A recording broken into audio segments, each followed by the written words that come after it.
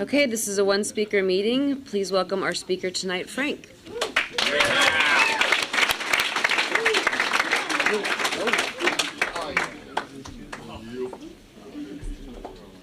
Good evening. My name is Frank Braggiutte, and I'm an alcoholic. Hi, Frank. First, I'd like to thank Robert for inviting me to speak here tonight. And secondly, I'd like to just acknowledge what Robert and David have been doing with this meeting. I mean, look at this. This is incredible. I've been coming here for over 20 years. I've never seen a Wednesday night meeting like this. This is incredible. God bless you guys. Thank you for what you've done for the Marina Center. Congratulations to chip takers. Congratulations to the birthday people. Sid, wherever you are, I totally relate. I call it PMS. I get a double PMS. Before the anniversary, it's pre-medallion syndrome, and after, it's post-medallion syndrome. And you said the short version of the Serenity Prayer. Fuck it.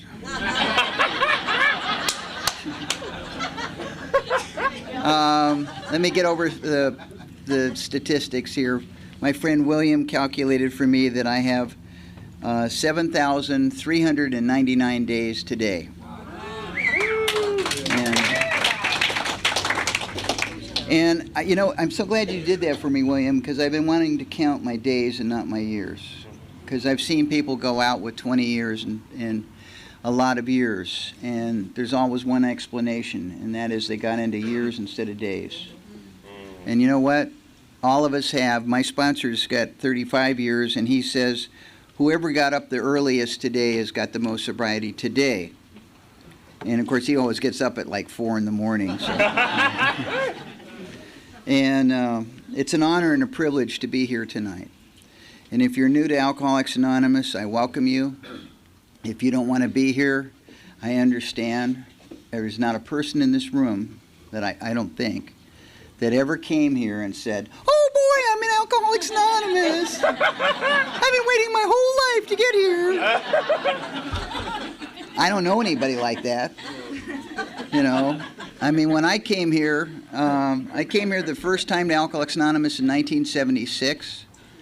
I was avoiding a drunk driving arrest, and they told me if I went to the meetings and I went to alcohol awareness, that they would expunge my record.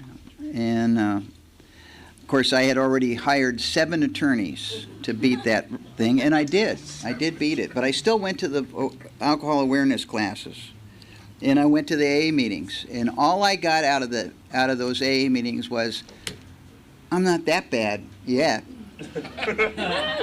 They later explained to me, yet is Y-E-T, you're eligible too. And so it turned out. I'd like to give just a brief history. I was born at an early age. I was born in 1942 in New York City. My mother said that there was sirens because they thought there was an air raid on New York, and I popped out. And I was raised on the East Coast first couple of years. I remember my first drink. I don't remember exactly what year it was, but it was when the war ended. And what I remember of the experience was my mom popped the champagne cork, and she gave everybody champagne, and I got like a little thimble or something of champagne. And after that time, every time I heard the champagne pop, I went, where's mine? And my mom would say, no, that was because the war was over. And I'd go, but Mom, the war is still over. So I started out with alcoholic thinking. That's just how I started. And I didn't know that it was alcoholic thinking, and I didn't know that my mother was an alcoholic. I didn't know that her father died of alcoholism as I was growing up. As I've learned in sobriety, I found all this out. I came from my mother's side of the family. I believe that I am the only person that has ever made it to sobriety. And they were a very prominent family in Chicago, and I don't know that this is a big deal, but it was to my mom.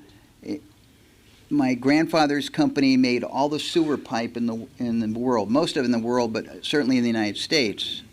So every time you take a crap, you know. But they went out of business, or principally went out of business, because their sewer pipes were all cast iron. And, you know, people discovered concrete pipe, and they never changed.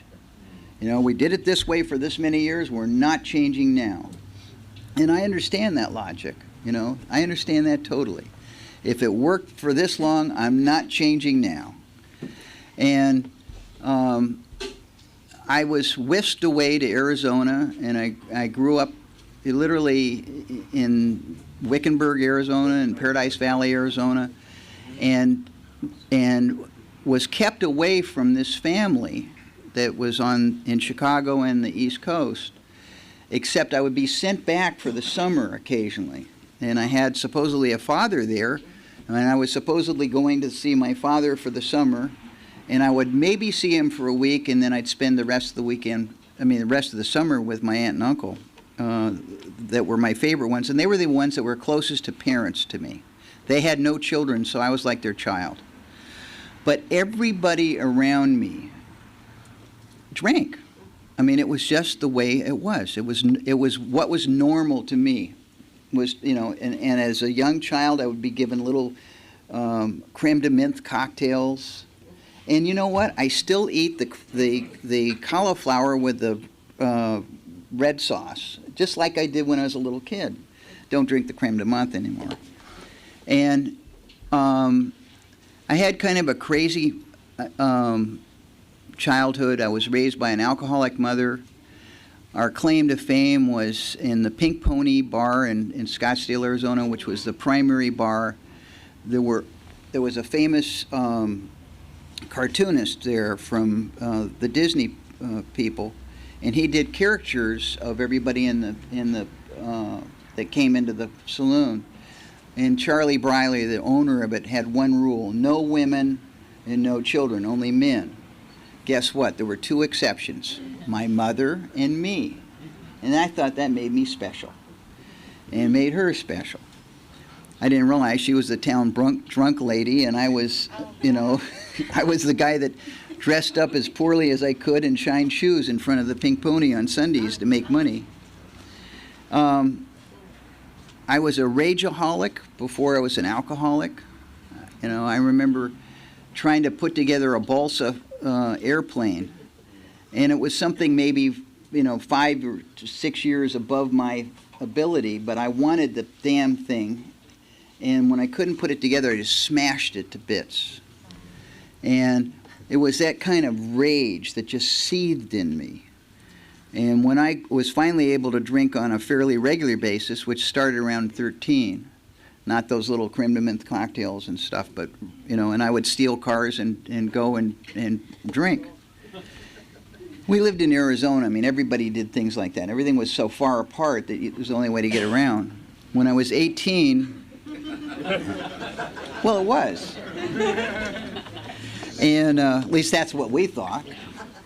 When I was 18, I was to go to Europe for the summer, and the deal was I would spend I was taking a group of high school kids. I was going to be like the tour leader, assistant tour leader. And then the tour would last about 6 weeks, and then when everybody was gone back to the United States, I would spend the last month with my dad, who was opening a ballet in London. And as I'm headed out the door, I just noticed these, Ken Devaney.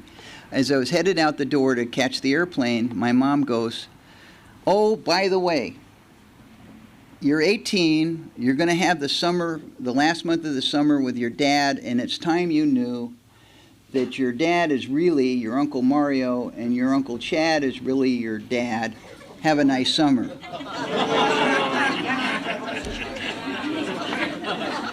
What did she say? My dad is really my uncle, and my Uncle Chad is really my dad. have a nice summer.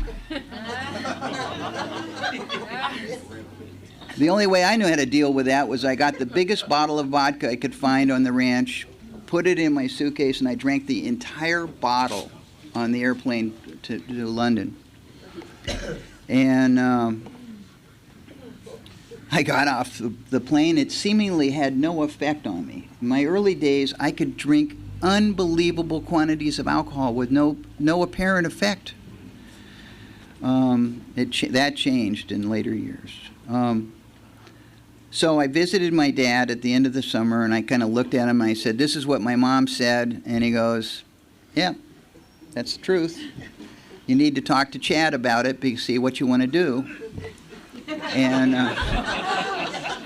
I just looked at my dad. It was the only dad I knew, and I said, "You know what? I hate Chad.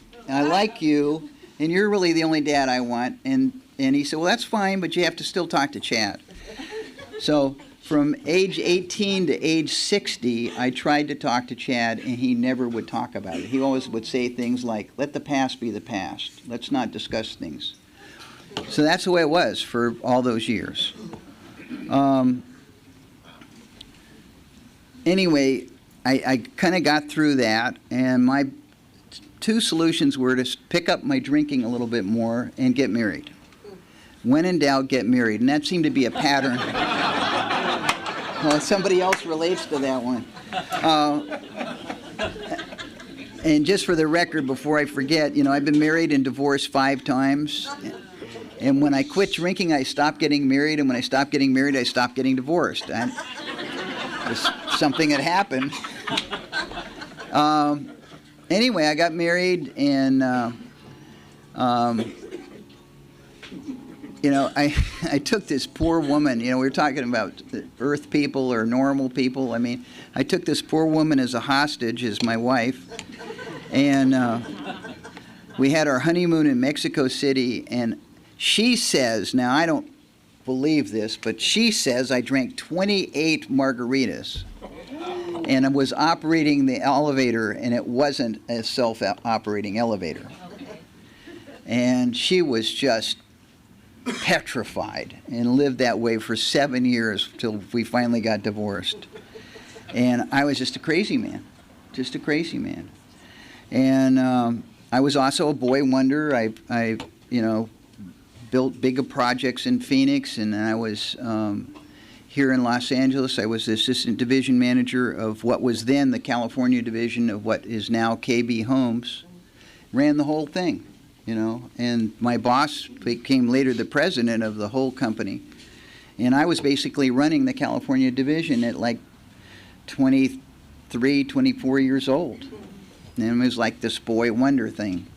And we had our drinking times, and it was just part of what we did. And it was all, none of this seemed unusual or unnormal to me. And people died. As I grew up, all the big people, I call them, all the grown-up people, they all died of alcoholism. And around that time in 1960, my then stepfather committed suicide, and he did it with pills and alcohol. He got arrested for drunk driving, and he just took as many pills as he could, and he died. And my mother died in 1974 of alcoholism, and then her sister died of alcoholism. I mean, all these people died, but it never occurred to me that this had anything to do with me. Even when I took that alcohol awareness class in 1976 and I came to Alcoholics Anonymous, I never got it. I just didn't get it. And if it might be out there, I wasn't going to deal with it today. I mean, I had a one day at a time program as only it was tomorrow. Not today, but tomorrow we'll talk about this not drinking thing, but not today. So, I did some crazy things. When I got out of that first marriage in 1968, I remember when I was 19 and first married, I did a Ouija board thing, and it told me I was going to die at 26. So I stayed with this woman, figuring I would like to die with this woman rather than, you know. And I remember getting close to my 26th birthday, and I thought, you know what? I'm not going to die. And if I'm not going to die, I'm not going to live like this any longer. And so I discovered bars and just took off, and you know, left that wife and just took off. And you know, I remember in high school I loved the cheerleaders and the pom-pom girls, and I figured it out really fast that in the bars there are these people called cocktail waitresses, and in the Playboy Club they have these bunnies, and I thought those are the new cheerleaders and the pom-pom girls. And he said, and you know what? They're better looking, and they're more frisky, or whatever. So I married 3 cocktail waitresses in a row, and somebody said you don't have to marry them. You can sleep with them, but you don't have to marry them. Well, that was too late for me. I married 3 right in a row, and these were marriages that lasted for 3 months, 4 months. I had one that lasted a year, but that's because I had a child with that one. And I was just a crazy guy, and I did crazy things. I mean, I discovered pot, and I got I got into it instantly. It wasn't like, I mean, I have to admit, the first time I ever smoked pot, when they said take a deep inhale and hold it, and it never occurred to me that they meant inhale it. I just thought.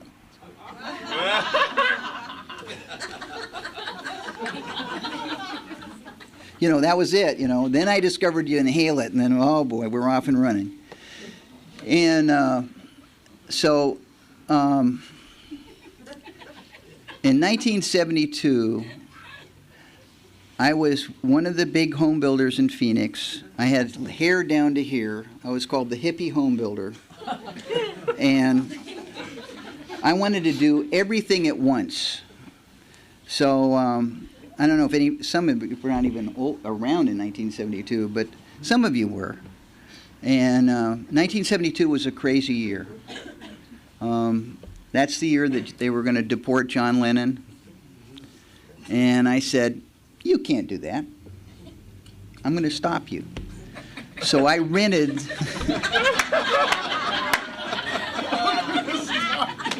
someplace in our textbook it talks about it being grandiose.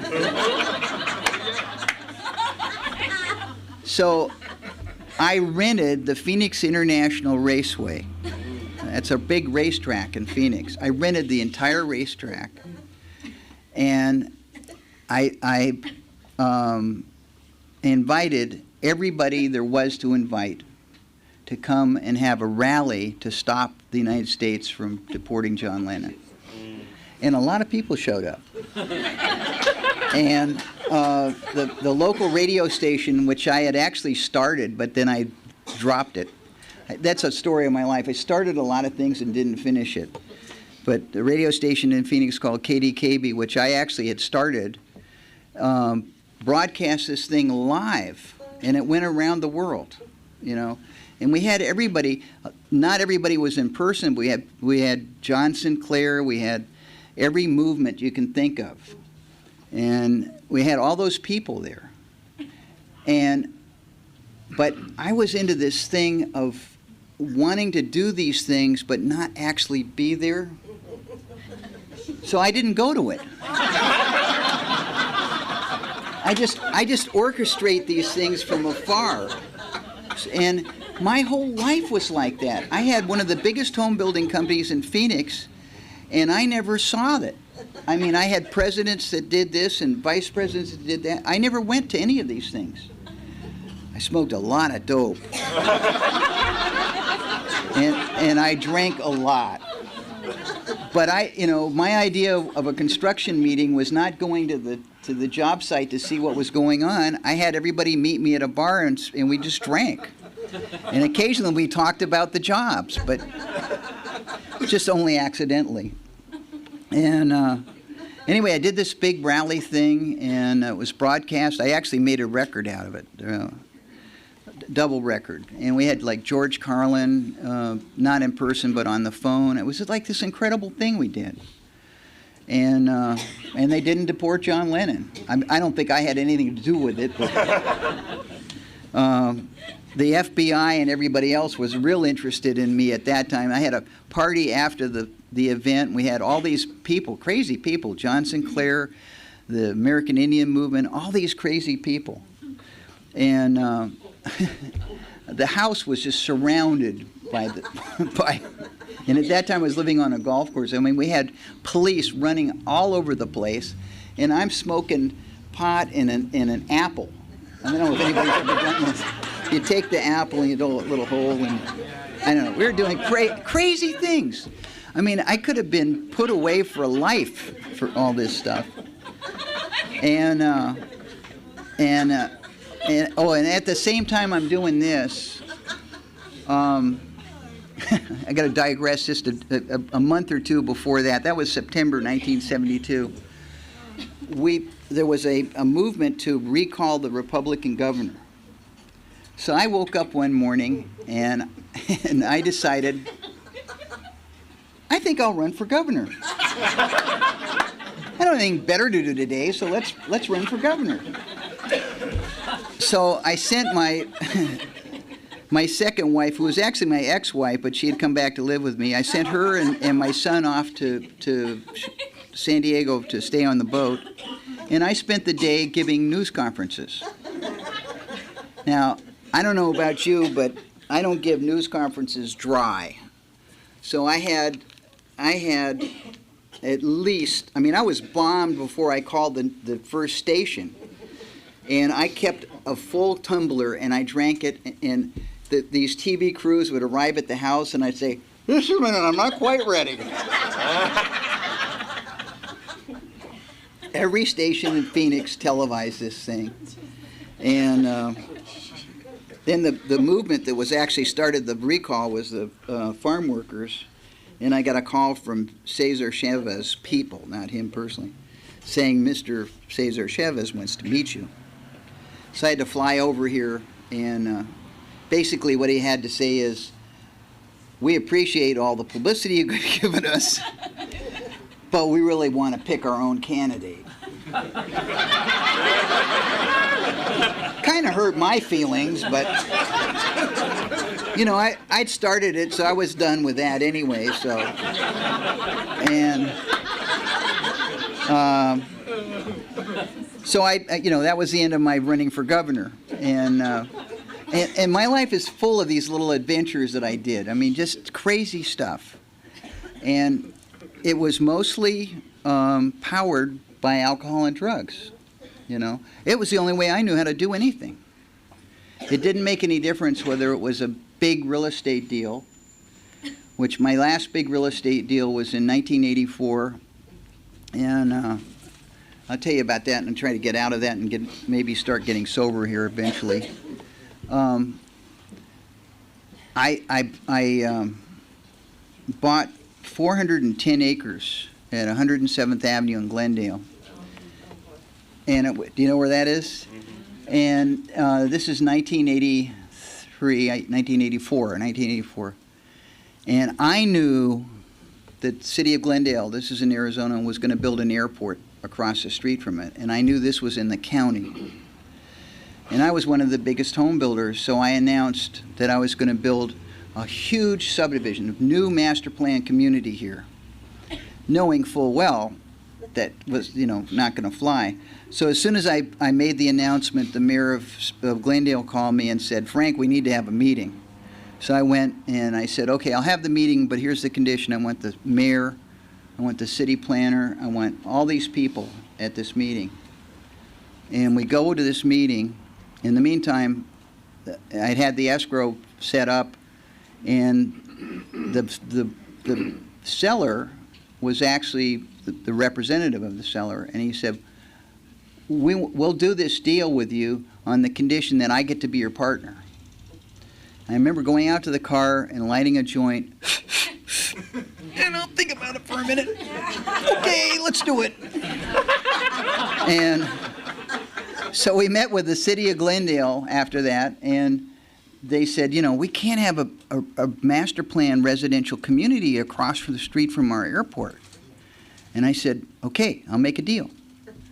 Give us all industrial zoning, commercial zoning, and we will drop the residential and annex us into the city of Glendale. And we want $27 million in bond money to improve the property. And he says, can we have 5 minutes? I said, sure. I went out and smoked another joint. That went pretty well, I think. And we went back in, and they said, deal. But this meeting never took place. And anyway, we got that deal done, and I did that. I want to get out of all that. Anyway, that's the kind of life that I led. And then something happened. What happened to me was in 1986, my then fifth wife decided I was maybe not a safe person to have around our twin daughters. So she got a court order that said, you cannot smoke dope or drink alcohol when you have your twin daughters. It never occurred to me to follow that order. What occurred to me was to just be more sneaky and more careful, but never do what it said.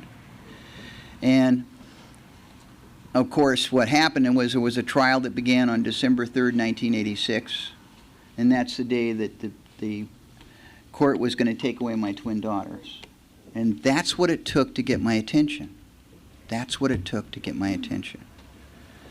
And my friend Wayne, who was a big news person here, had told me, Frank, every time I see you, you're a blackout drunk. And, you know, at the end of my drinking, I could have one bottle of beer and go into a blackout. I had no tolerance. I went from unlimited quantities of alcohol with no problems to one beer and I'm in a blackout. And so I'd started going to Alcoholics Anonymous, but I went the only way that made sense to me. I'll put down the drink. As long as I can smoke my joint. And on December 3rd, 1986, after the first day of trial, I went to 26th Street and Broadway, and two self-imposed AA policemen told me, Frank, you cannot smoke dope and get a 30-day chip.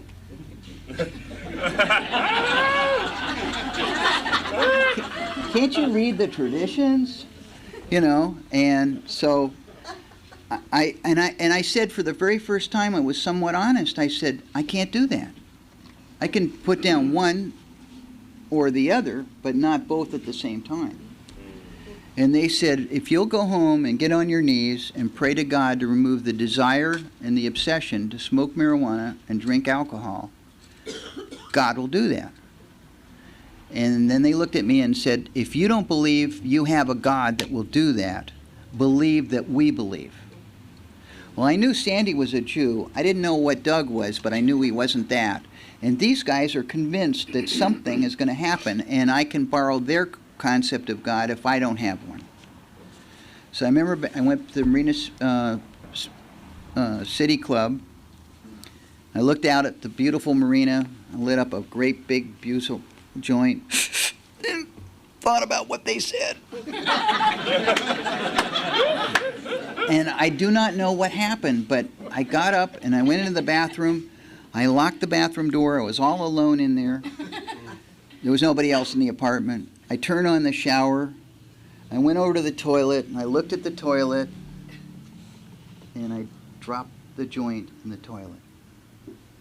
Then I looked at the floor and I said, I'm not getting down on my knees. I'll say what they said, but I'm not getting down on my knees.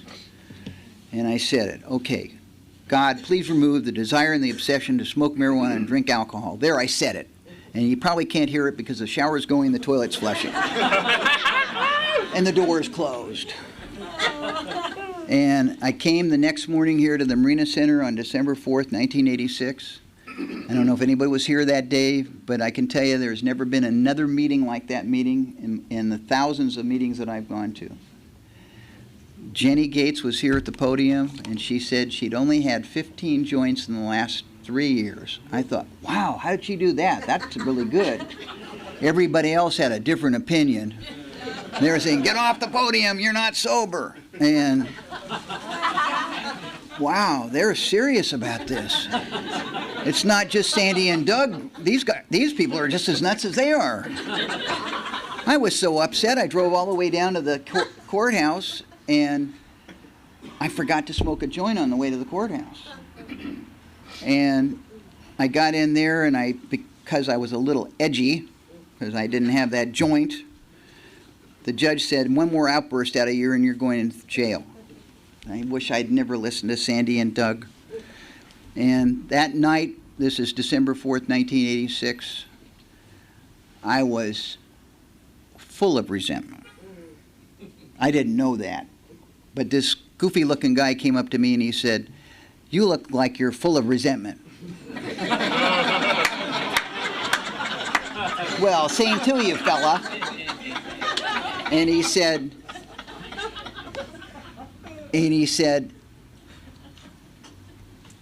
if you will stick around, there's another meeting after this meeting. And if you'll stick around, we'll go to that meeting together. This is 7 p.m. Brentwood. And if you'll stick around, I'll show you a simple kit of tools that we have here in Alcoholics Anonymous that deals with resentments. Well, I didn't want to stick around, but I didn't have a better plan. Thank God. So I stayed with him, and afterwards he got out a piece of paper, and he said, I'm going to give you this piece of paper, and I'm going to give you this pen. And he said, I want you to you may not remember this, but like Rick read to us tonight, there's on page 59 of the big book, this part that they read called Chapter 5. He said it's a simple instruction. There is one who has all power.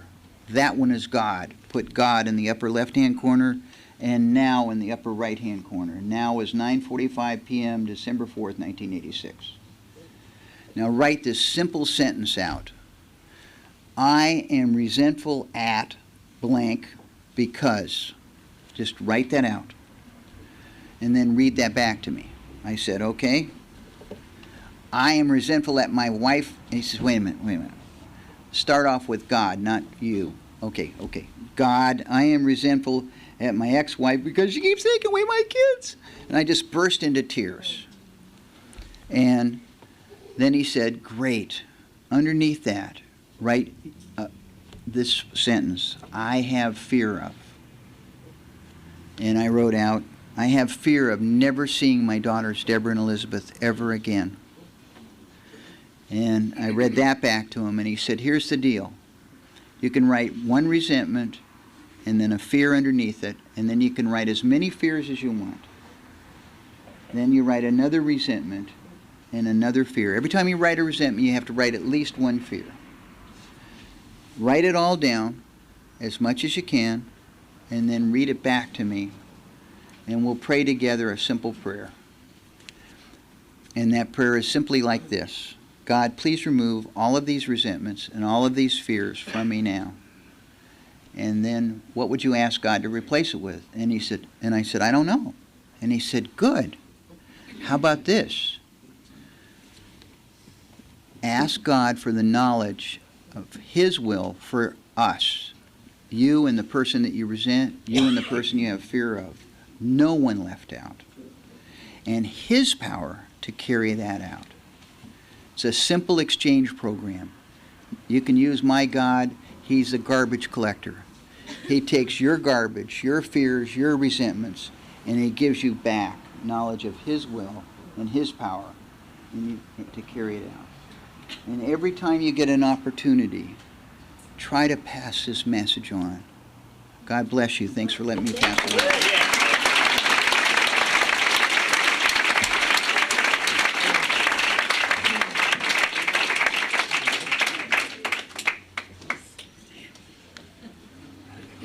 Thank you, Frank.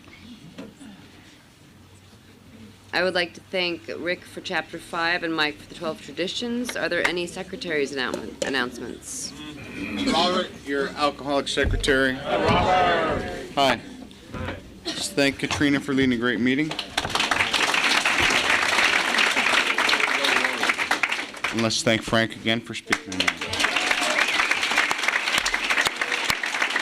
Newcomers, out-of-towners, and those who took chips and cakes.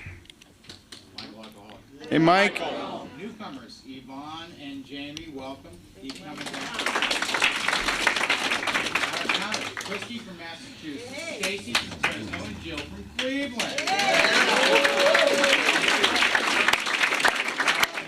Kids, Josh and Caitlin for 30 days. Roseanne for 60 days. Paul and Laurel for 9 months. Birthdays, Stacy for 1 year, Ernie for 1 year, and Marnie for 1 year. Yeah, Marnie. Sid for 3 years. Thank you.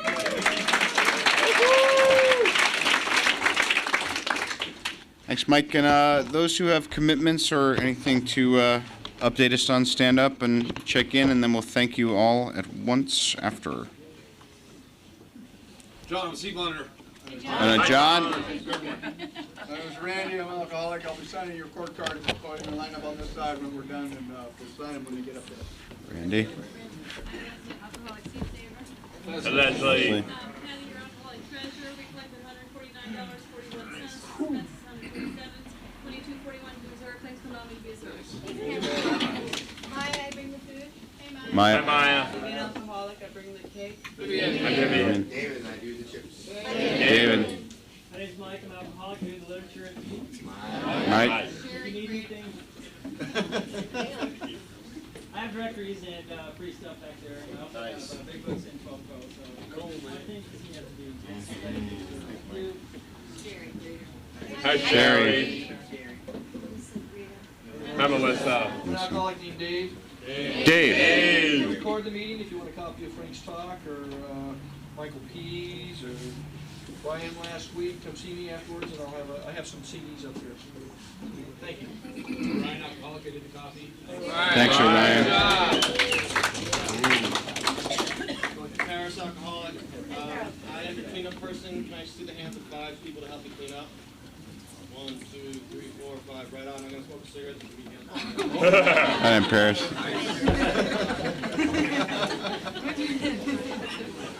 Whoop.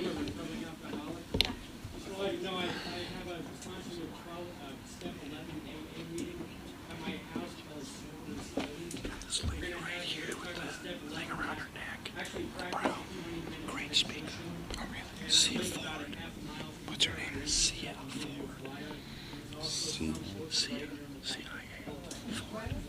Tuesday mornings at 8:45. William, alcoholic. Filling in for Jay tonight, who is our hospitals and institutions route. Hospitals and institutions is that area of Alcoholics Anonymous which takes panels into places where people can't get out. Jails, psych wards. We collect money at this meeting so that we can take literature in so that the people know where to come when they get out. Thank you for letting me be of service. Thank you, one and all. Thanks for letting me be of service.